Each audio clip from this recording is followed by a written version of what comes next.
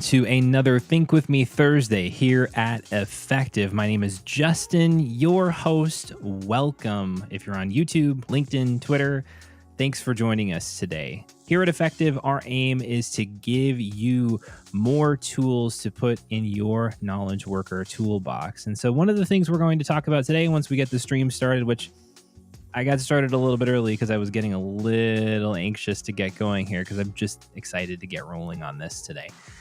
Is we're going to talk a little bit about procrastination. Why do we procrastinate? What are some of the reasons that we hesitate to get work done? And then a number of strategies that I've used and that I know others have used successfully to overcome procrastination. But before we get there, we're just going to hang out for a little bit. Again, I started a little bit early. So just let me know if you're just joining in the chat where you're watching from, what's on your minds today.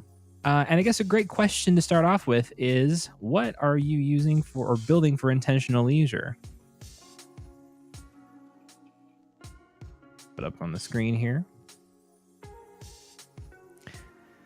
So let me know in the chat what you're thinking about with that. I will tell you one thing. I mentioned last week that I had just gotten a new mountain bike, and I finally got it out on the trails this morning. It was my first time heading out to a mountain bike trail. And I know one thing that I've wanted to do is build more habits and more things that I like to do outside, because so much of what I do for work, for Effective, is here inside in my office. And so the more I can get out of doors and not in front of a screen, the better. And mountain biking is really actually an interesting thing, because as you're going through a technical mountain bike trail, you have to be totally focused on that. You cannot successfully navigate a mountain bike trail with thinking about something that's going on at work, something that's going on in your family. You have to literally let all that go, focus where you are in the moment. And it's a heck of a workout too. I was not expecting that, but it's pretty good. But this is one way that I know that I'm developing intentional leisure in my life, because I need more space. I need more margin. I need more time away from work. I need more fun things to do. And this is something we're going to get into once we start talking about procrastination today, is having fun in your life is really important to balance out the work that we do, because a lack of fun can lead to procrastination. There's a few reasons for that, and we'll get into them in just a minute. But if you're just joining us, if you're first joining us today, welcome to the stream. The goal here, kind of the layout, is we'll do a brief session on a topic. I would love to take your questions too, both on that topic and anything relating to personal productivity, personal knowledge management, or really any challenges that you're having in your knowledge work life right now. And then to round things out, we'll spend a little time going into some Think With Me articles where I'll just go through and do some knowledge management type work so you can see my process. A lot of it will be capturing some highlights from a couple articles that I have today. One is a LinkedIn post actually titled "What I Learned from Shadowing the CEO of GitLab." And the other one is from a friend of mine, Ryan Murphy, who's well known in the Obsidian community, one of the moderators on forum.obsidian.md, is a post that he's made that there is only one next action for any project. So we'll get into that just on the tail end of things. So thanks for joining us today. We're going to dive right into today's topic in just a moment. But again, if you're just joining, shoot a message in the chat. Where are you coming from, and what are you focusing on to build intentional leisure or time off in your life to counterbalance the level of output that you have in your work? What are you doing to recharge yourself? Would love to hear from you. With that, we're going to transition.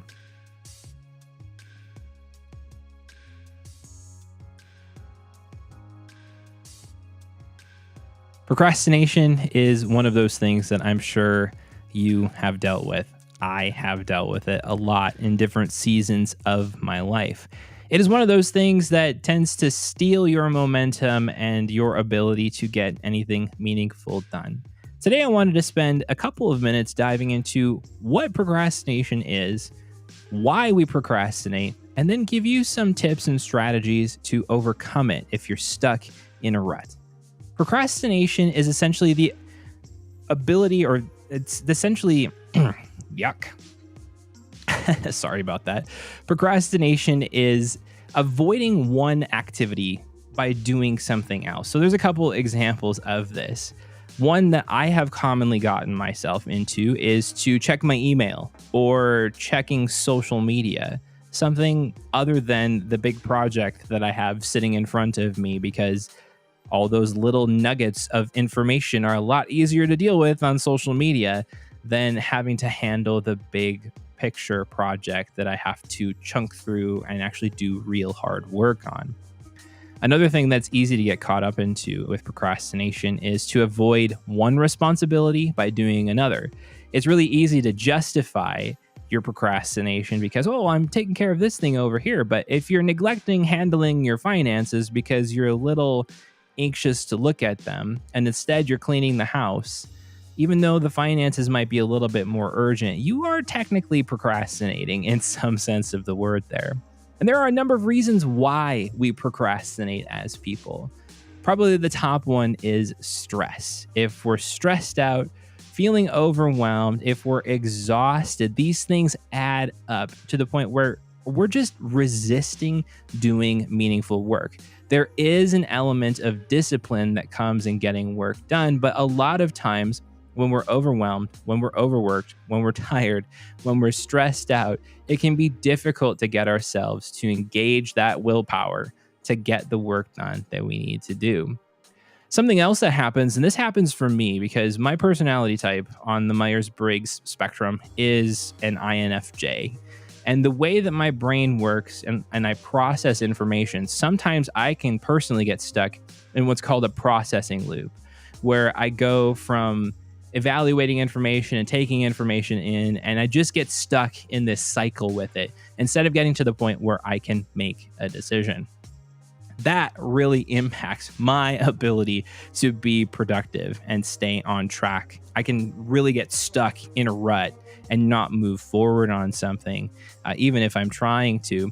But one of the most impactful reasons that I have seen myself procrastinate and others is simply a lack of enjoyment in your life. We people are wired for enjoyment. We like things. This is why social networks and things that give us dopamine hits are so powerful and addictive, is because we like things that are joyful. It's not wrong to enjoy things.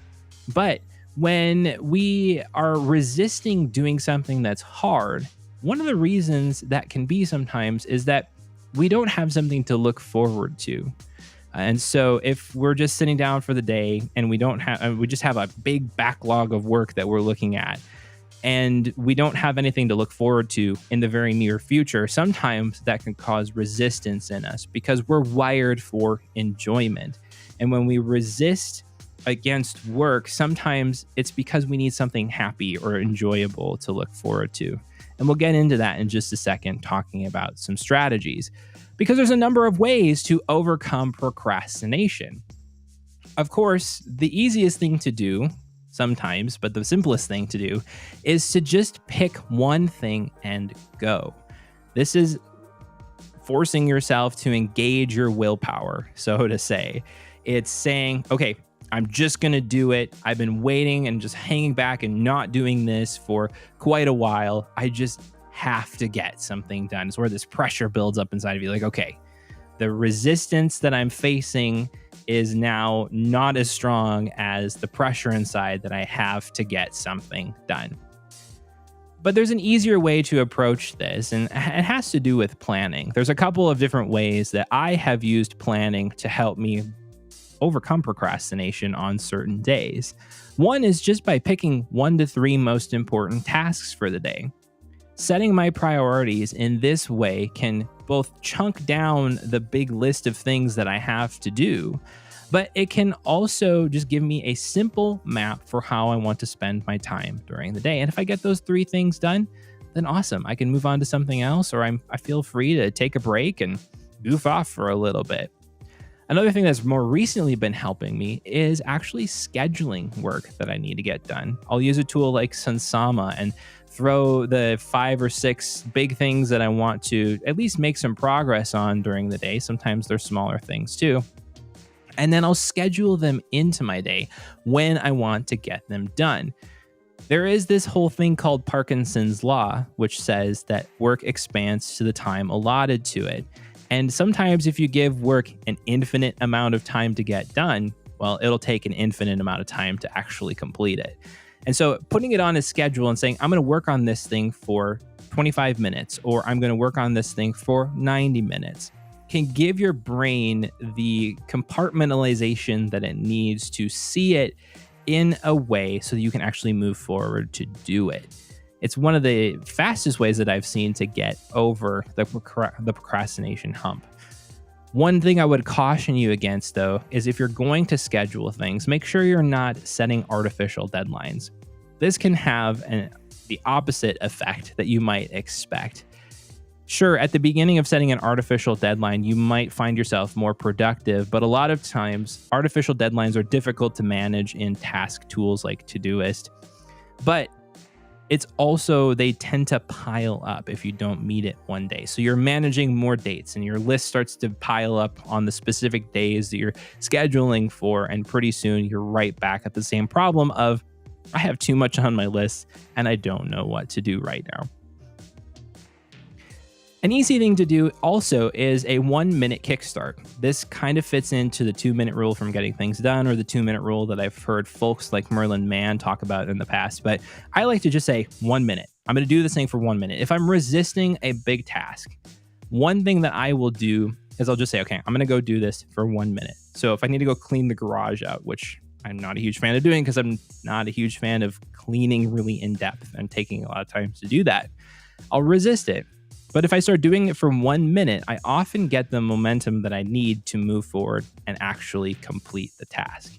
1 minute usually turns into 15 minutes, which usually turns into 60 minutes, which turns into me working on the thing until it's completely done, because I don't usually like to break away from tasks until they're completely finished. One way that we get overwhelmed as well is using our task managers. We throw everything inside of them. We have this big, long list of things, but then sometimes there are big projects in there too, and we haven't taken the time to break them down into smaller, more bite-sized chunks. This is one way to overcome procrastination, because when you know the little tiny thing that you need to do next, it's a lot easier to do it. So for example, if you have a project or a task saying start a YouTube channel, but you have no idea where to start next, you're going to avoid that task like the plague. But if you break it down and start breaking tasks to say, I'm going to research this thing, I'm going to look into how I can make videos, I'm going to look into different types of videos, and start breaking it down into little tiny chunks and largely focusing on just the next thing you need to do. Because if we try to break it down, often lead to even more overwhelm. If you focus on maybe the next 3 to 10 things that you need to do to further that project forward, it'll be a lot easier for you to pick one and then go. These last 2 items have less to do with actually getting the work done and more with how you structure your life so that it's easier to get work done. First, this one comes from the book The Now Habit by Dr. Neil Fiore. The whole book is about how to overcome procrastination. And so if this is something you deal with on a consistent basis, I definitely recommend checking that book out. But Fiore's idea essentially says to schedule leisure, but don't schedule it after you schedule your work. Put it on your calendar first. And here's why. Because when we have something to look forward to, when we have something enjoyable to look forward to, then when we're stuck in a slog or we have to get work done, we have our eyes set on something further away. And so instead of sitting down at 8 o'clock in the morning trying to get work done, have to push through till 5, we'll procrastinate because we're wired for enjoyment, remember? We'll start looking around on social media, things of that sort. If I have, say, blocked in, I'm going to go riding my mountain bike on the trail at 4 p.m., then I have something to look forward to. I have a time crunch, essentially, to something that I want to get out the door to do. And putting that pressure on yourself to do something enjoyable is an easy way to get yourself motivated to get over the hump of procrastination. An easy example of this that many of us have experienced is when you're leaving for a vacation. The week prior to you leaving is usually one of the most productive weeks that you have because you're looking forward to something fun and you want to make sure all the things that you need to get done are done before you leave. And then lastly here, rest. This is something I've talked about a lot here on the channel for the last couple of years, but rest is really important. Balancing the work that we do with rest, away from work, taking a day off at least a week if you can, making sure that you're taking care of your mental, emotional, and physical health, eating well, getting enough sleep. When we're tired, we resist doing work, but when we're taking care of ourselves, we have all the more energy and focus to get the work done. Well, these are some tips and strategies that you can use to overcome procrastination in your own life. But I would love to hear from you both in the chat and in the comments if you're seeing this after the fact. What is working for you? Where are you stuck with procrastination? And is there any way that we can help? I would love to hear from you going forward. Welcome, Neon Me. Welcome from Chicago. Yeah, recharging by scheduling anything time is an awesome way to, I think, beat procrastination and also to just have some leisure. Building that intentional leisure is a really important thing. I've been trying to do more of this lately as well, just making sure that I have margin. Margin is really important when it comes to battling both procrastination and improving your health and actually combating burnout. So having anything time where you could just kind of wander off and do something. If you play video games, to go play a video game for a little while. If you want to check on social or watch a TV show or go for a walk, whatever it is. Having anything time, I think, is an effective use of time. So often in the productivity world, we see people pushing just to try to maximize the amount of productivity in a day. But that's a recipe in my mind for burnout. And so if you can maximize the amount of work time and set boundaries on it at the same time using margin and anything time like you're talking about, I think that's a really great way to make a sustainable rhythm to actually get work done. Yeah, well, welcome to the stream if you're just joining. We're talking about procrastination today. I would love to hear from you what you're struggling with procrastination, any questions that you have about battling procrastination. I have dealt with procrastination myself on a number of occasions in the last year. Sometimes that has been due to just not wanting to get work done and being tired and flat out burnt out. Other times that has been due to me not having clarity on the work that needs to get done and feeling overwhelmed by it. And so there, like as we talked about already, there are a number of strategies that you can use to overcome procrastination. Obviously, it's not a one-size-fits-all solution. Everybody's different. Everybody's neurology is different. And what works for me might not work for you. But again, our goal here is to give you more tools in your toolbox so that you can stay effective. That is the whole aim here. And if something works for you, awesome. And if it doesn't, thanks for trying it out. That's kind of the biggest thing. And if we can help out in any way, that's what we aim to do here at Effective. So if you have any questions, feel free to pop them in the chat. I also have some Think With Me articles that we're going to handle today as well. If there's anything that you are thinking about in relation to that as we get going here on those, do, again, let me know in the chat. This is just a conversation, nothing crazy here.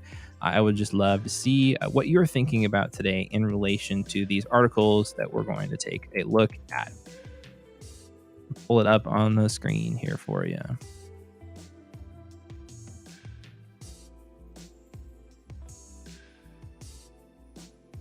All right. This is an article from someone that I'm acquainted with and then is also well known in the Obsidian community, Ryan Murphy. He's a moderator over on the Obsidian forums at forum.obsidian.md. And what we're going to do today is just take a look at it. It's the article titled, "There is only one next action for any project." I'll pop a link in the chat for you. So if you want to hang along. Of course, I'm using my Windows key bindings on my Mac. That's really helpful. Ryan's a really thoughtful guy, especially in terms of how to develop systems. So definitely check out his stuff if you can. He's got a lot of very interesting ideas around all of this.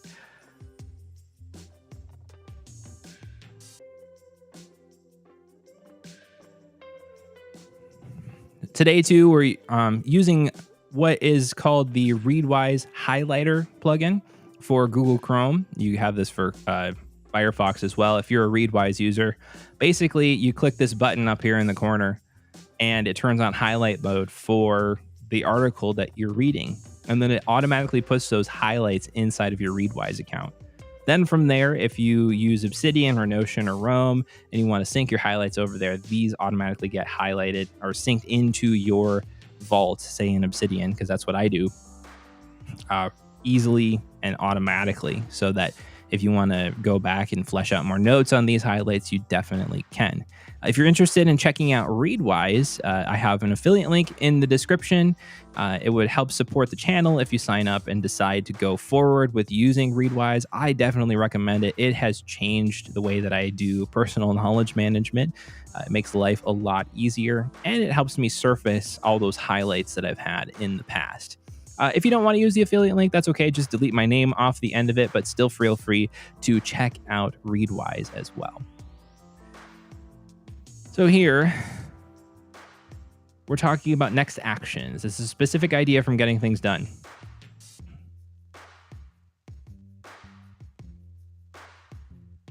This person defines it as a physical, visible action somebody can see you do that you can do in one sitting and where you have everything you need. Okay, that makes a lot of sense. Clement is saying, "Welcome to the stream, Clement, again. A long time ago, I shared this instead. If there is none, you should find a next action or close the project." He's first part of the tweet. "Every project should have a next action. If there is none, you should find the next action or close the project." Yes. Yeah, I think that's really helpful. And in fact, back when I was practicing getting things done in a little bit more traditional of a way, I still use a lot of the methodologies from getting things done, but I don't follow it to a T. I was really using that, especially when I was using OmniFocus too, which is more geared towards a getting things done methodology. Having a stalled project, which is what OmniFocus would call that, is an easy way to either A, just say I'm not moving this project forward anymore, or B, oh, there's actually something I need to figure out. One of the things I always got tripped up on with getting things done, though,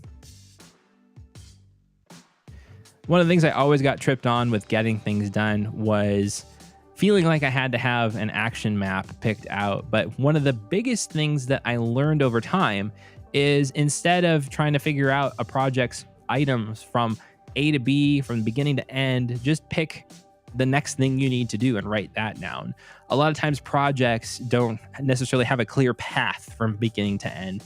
And so if you can pick out the top 2 or 3 things that you need to do next, maybe even 5 or 7, depending on how big the project is, that can help you get a lot of momentum moving forward.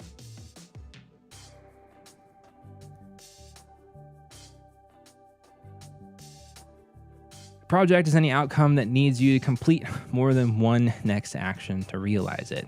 Yep. In getting things done context, that is true. I'm not the biggest fan of having to make a project for anything that requires more than one next action. That's very purist in getting things done terminology.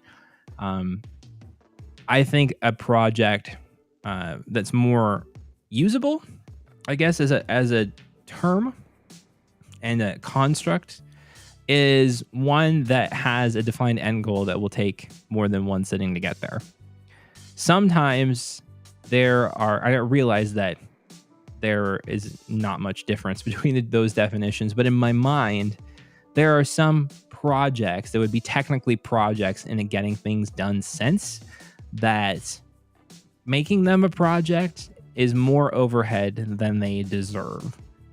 And so to me, it's better to cut out the inefficiency of making it a project and just handling the tasks as you need to, instead of having to force it into an organizational structure.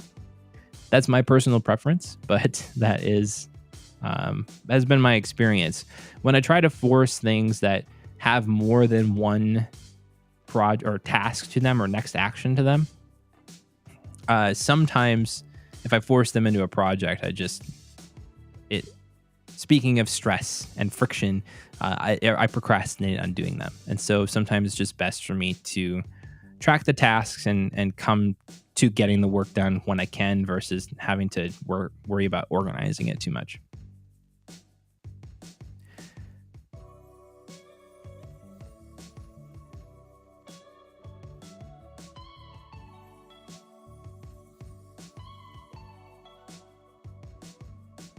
I find this interesting here. In the past, when thinking about a project, generally planned out next actions.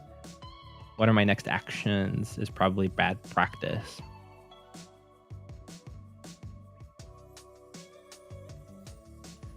These next action lists deter productivity because these lists were often intimidating. Published paper project would end up having half a dozen mini projects embedded inside of it with dozens of tasks, possibly other sub-projects. Pulling up these lists easily overwhelmed me, and the resulting anxiety was always tough to deal with. This is exactly what I was just talking about. Yeah, very true, Clement. Projects versus tasks to be quite tied to the tool that you use. 100%. For example, I do not find it very easy to create projects inside of Todoist, which is my current task manager of choice. If you're using a tool like OmniFocus that is built around projects, then I would agree, or even things.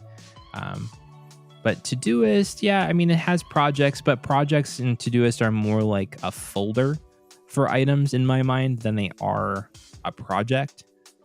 You can't set a due date on a project. You can't set a status on a project. You can't tag a project or anything of that sort.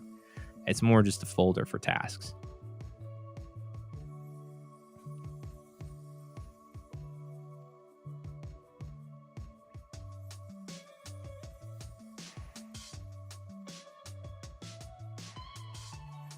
Projects change over time, especially big projects. You can guess at what the work will look like, but you'll probably be wrong. At least I was often wrong. As a result, I did not get my highlight there.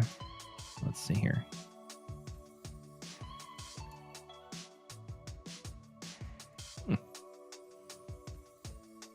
There we go.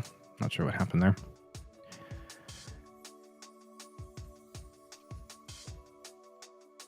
Planning too far ahead was often a waste. Yes. As Eisenhower said, plans are worthless, but planning is everything. Yeah, with a new task view in Todoist, I also have to tend to have more projects as tasks. Kanban especially too. It's nice to have a board laid out, and then with their nesting levels with subtasks and how easy it is to do that, it makes a lot more sense in my mind to have tasks as projects in Todoist and use the projects more as folders.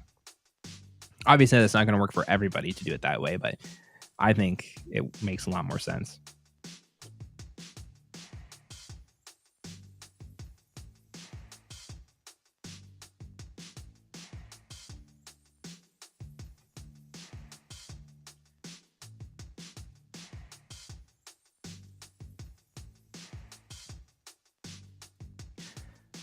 So I like Ryan's ideas here about picking one next action for a project. It's kind of what I have been doing. I haven't verbalized it as much, but this is definitely what I have have been doing. A lot of times I'll just brain dump a list of things that I know that I need to do, but being able to pick the one thing that needs to happen next is probably the best thing. I'll probably start doing this in some way inside of Todoist. And one thing you can do, you could either use a label, or you could use a priority flag to do this. Say you could have a next action label and just label the next action you want to do in that project. But what's a little bit more visual, and it works a little bit better in my mind, is to use the priority flags. So if you just do like a priority 1 as the next action, to me that seems to work really, it might work really well inside of Todoist anyway. Yeah, it was a good article. I wonder what else Ryan has here.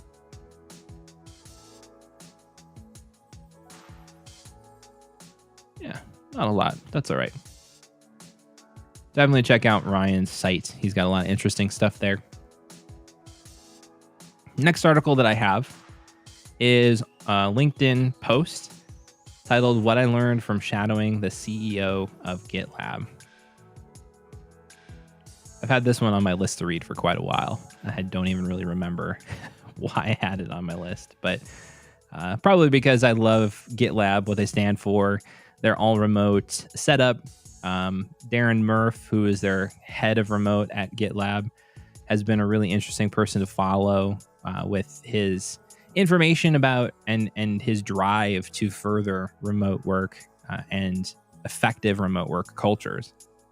He's been somebody that I have looked up to quite a bit, actually. And so I think I was interested in reading this. I clipped this a long time ago, but I was interested in reading this because of that. Plus, I'm interested in the open source community as well, so that's pretty neat. Before we move on to this article, though, Clement says, another trick with Todoist could be in subtask, you do a separator task with the star at the beginning, which makes it a uncompletable task. So it's basically a placeholder. And then you use just equal signs across to do a separator. That's an interesting idea.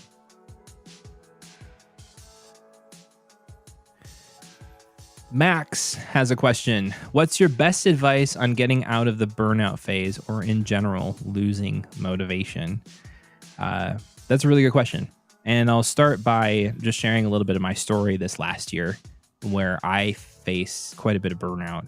I was running 2 podcasts and a YouTube channel and a full-time job and a family and a household and trying to navigate COVID at the same time. And unfortunately, that kind of took a toll on me. By June of 2021, I was to the point where I had no drive to make content anymore for effective. I almost couldn't even really focus on my day job much anymore. And so I just knew there was a point where I couldn't go anymore. I couldn't go any further because I had emptied myself out all the way to the bottom. And so I started by cutting out stuff that was not necessary. And so for 6 months, from July of 2021 all the way through December, I stopped producing all content for effective. No YouTube videos, no podcasts, no blog posts, no Twitter posts or anything like that. I literally just stopped because I had nothing left. I couldn't do it anymore. And I knew if I tried to keep doing it, I was only going to make the problem worse. The good thing, though, is that stopping this content creation process for 6 months allowed me to focus more on my health because it gave more margin in my life. As a result of this, I completely stopped producing the podcasts at all. And I really just put the YouTube channel on hold, which I started again in January. But this wasn't the end of the journey, though, because there were a number of things in my day job that were causing stress and anxiety as well. And in mid-October, I really kind of hit a breaking point with that. So I actually just took a full 2 weeks off of work at that point to reset myself. I did no work, nothing at home, basically. Spent time with my family and my kids. A friend of mine had a cabin in the woods that he built that was completely off the grid. And I didn't stay overnight there, but I spent a couple days there, and just completely disconnected. Sat there, thought, processed, wasn't on my phone, wasn't on the internet, and got myself trying to figure out what was going on inside of me that was driving me to feel so overwhelmed, so anxious, so unable to move forward. The biggest thing that I can recommend, I don't have all of the answers to deal with burnout, and I don't know your exact situation, Max, but I know the one thing that helped me was to ruthlessly eliminate anything that wasn't necessary for a season. And sometimes this meant, like I said, completely cutting out all content production. But other times it was just getting rid of stressful things, stepping away from stressful relationships. So it might mean making job changes. It might mean just pulling back and being open with a manager at work to say, hey, I'm really burnt out and stressed out. I need to pull back a little bit for a few months. So my productivity levels are not going to be as high. Not all managers are going to receive that well, but if they're human, hopefully they would at least have some level of empathy with you. But definitely worth having a conversation. And if you need to have a conversation with somebody more supportive in like your HR department or something like that, that might be a helpful thing to do as well. But give yourself space, build margin. Don't spend that time sitting on your phone or on a device, but do something, find something. If you don't have something, do something that brings enjoyment to you, that fills you up. Whether this is spending time with friends, family, like for me lately, it's been getting out and going riding on my mountain bike on the trails near here. But if there's something that makes you feel like you come alive, do that thing. But talk it out too. If you've got supportive friends or family or even a counselor or therapist or something like that, talk it out. Try to sort it out. There is no shame at all in seeking professional help if you're in a place where you're completely burnt out. A lot of times counselors and therapists can help you get to the root of what's going on with it so that you then have an action plan specifically for your life and what's going on there, so that you can get out of it. There's no shame in it. I think people who go see counselors and therapists, it's not like they have something wrong with them. We're all human. We're all emotional. We all have stuff and baggage that we walk around with. It burnout sometimes too, like I have. And just going to somebody who has tools that they can give you to walk through that in the emotional and mental context of things can be a really powerful thing. So, number one, start by trying to make as much space as you can in your life. 2, do what you can to do stuff that makes you feel come alive. And 3, get around people who support you. And if you need to see a therapist, that's okay. If I were to give anybody who's facing burnout in their lives, that would be the top 3 things that I would say to start with. I hope that's really helpful to you, Max. And I would love to hear how your journey is going to in the future as well. So be sure to stop in and let us know how you're doing. Sorry to hear that you're dealing with burnout. That is definitely not fun. Been there. Developer says the biggest enemy of mine is procrastinating. Yeah, Max, you are very welcome. Again, sorry to hear that you're going through that, but it's common these days, unfortunately, for people to be hitting it. There's a lot of expectations that are being put on people in workplaces. And it also depends, too, on how work cultures are faring, especially in the remote world. Like remote work cultures can be very taxing on people if they're not structured correctly. And so it can lead people to more burnout. Being able to set boundaries in your life as well, I think, is really important too. To be able to say, this is not Work starts at 8 and is done by 5. So even though you don't necessarily have to do that in some remote companies, I still do something like that. I don't work around the clock like some people do. Like, oh, I'll work for a little bit here in the morning, and I'll work for a little bit here in the afternoon, and I'll work for a little bit at night. Having it in a contained space of time helps me to compartmentalize my life in a sense, so that I'm not overworking and that my mental space is clear when I need to be with my family.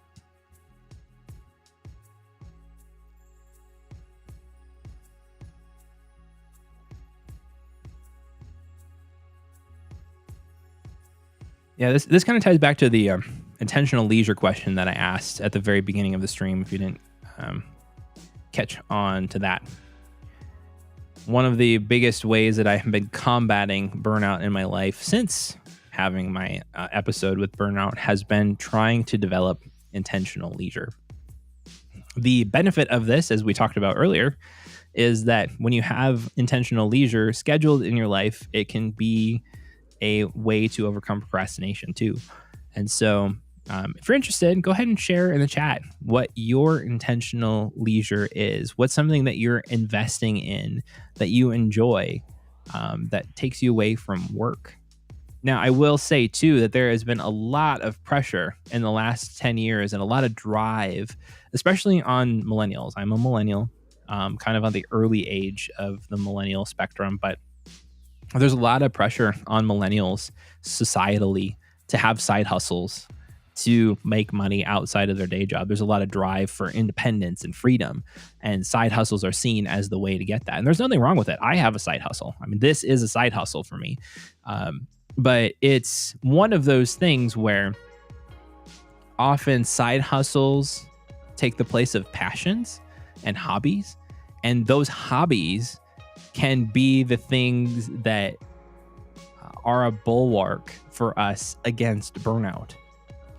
Having things that we're doing solely for the sake of enjoying them can be a really positive and impactful thing. And I am a huge advocate for more of hobbies in people's lives instead of more side projects. Earning a living is good. Making extra money is a good thing, but it's not everything. Having a side hustle is not everything, but having a hobby can be really good too, even though it might not pay you money. In fact, if it pays you money, in my mind, it's a side hustle. But if it doesn't pay you money, it can be a hobby if it's something that you enjoy. I have a book. I'll post it in the chat for you all that really helped me contextualize a lot of this stuff. Of course, again, I'm using my my Windows key bindings again. Goodness. This book called Time Off by John Fitch and Max Frenzel has a lot of really interesting ideas around why making space is important, not just for combating burnout, but why the rhythms of work, of just sitting down and trying to crank through as much as we can in front of a computer, don't really work out very well for us. Definitely recommend checking that one out too. Max is asking, what about distractions? How do you deal with everyday distractions, social media, people, etc.? Are you using sheer willpower, or do you have some strategy or way that works for you? Yeah, there's a couple of things that I tend to think about in regards to distractions. There are disruptive distractions and there are good distractions. Disruptive distractions are things like I'm getting pulled into social media when I should be doing something else.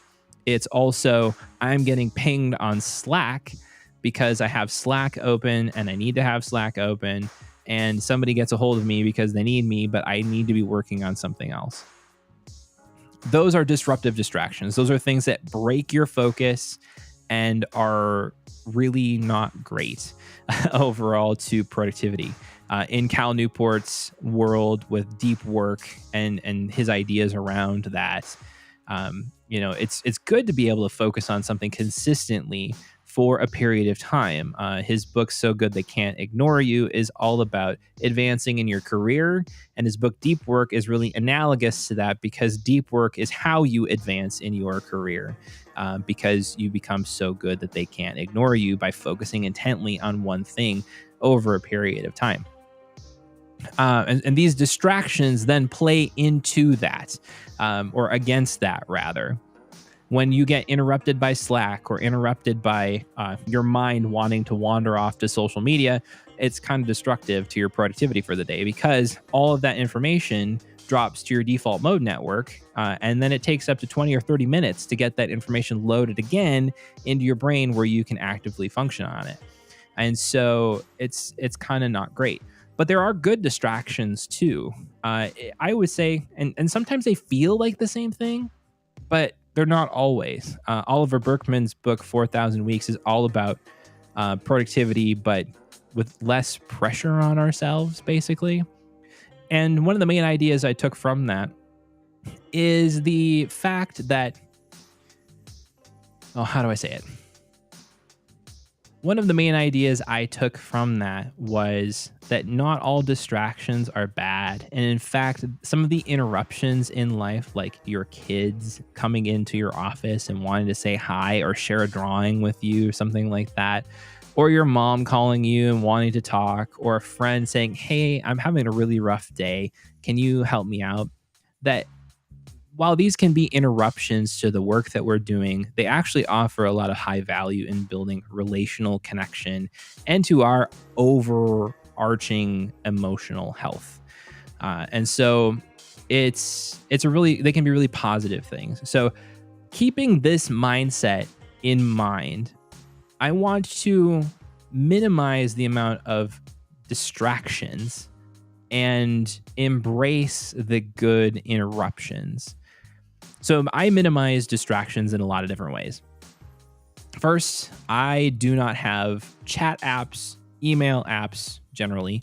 I still have my personal email on my phone for specific reasons, but chat apps, email apps, social media apps, work applications. I don't have any of that on my phone. In fact, I don't even have Safari enabled on my iPhone because I have found that just consumes my downtime.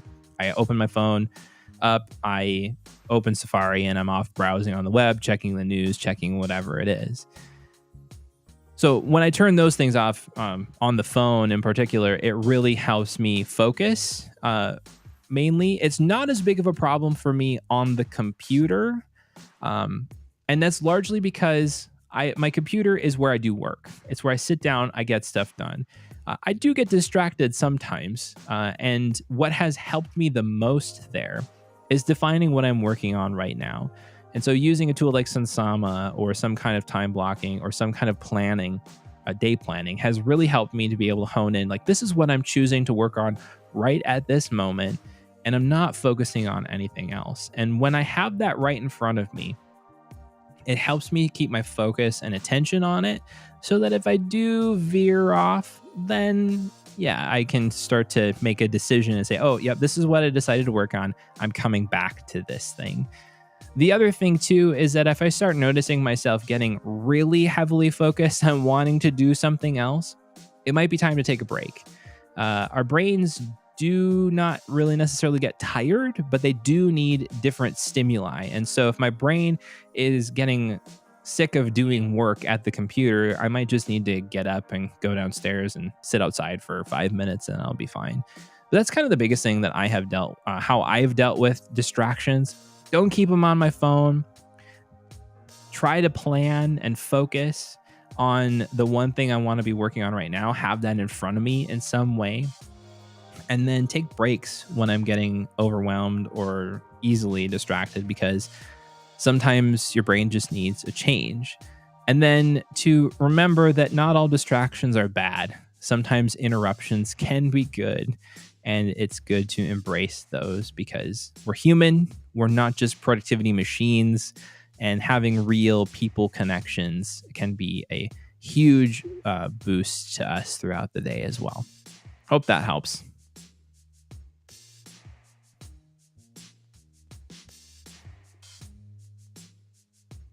Yeah, this has been a really good discussion today so far. Thanks everybody for the questions. Happy to take any more and share a little bit more about myself too in the process. I know I might wrap up a little early today because I've been a little stuffed up and making it a little difficult to talk for a long time. So I apologize about that. But yeah, if there's any other questions that you have, I will take them. And I will say too that if you're new to the stream, if you are just catching this in the YouTube recommendations or on LinkedIn or Twitter, be sure to join. Our YouTube channel is, hold on a second here.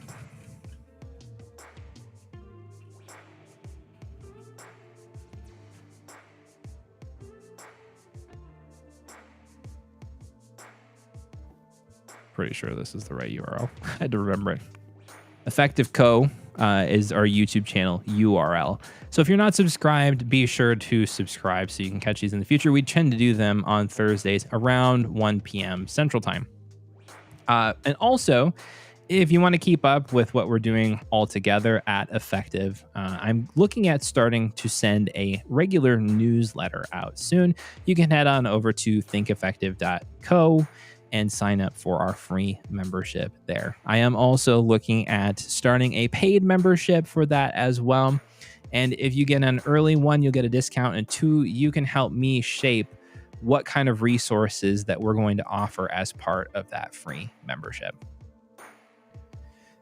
Max, you are very welcome. Thanks for joining the stream today, by the way. And thanks for being real about your burnout situation and the questions that you had. I really appreciate that. Definitely find a lot of value in having these conversations in the open. And if I can share from my personal experience, I'm more than happy to do that as well. Well, with that, we're going to wrap up a couple minutes early today. Thanks again, everyone, for joining on the stream. I really appreciate it. I appreciate you. Thanks for being part of our community here at Effective. And I'll catch you next week. In the meantime, stay effective. This is Justin from Effective. I'll talk to you next time. Thanks.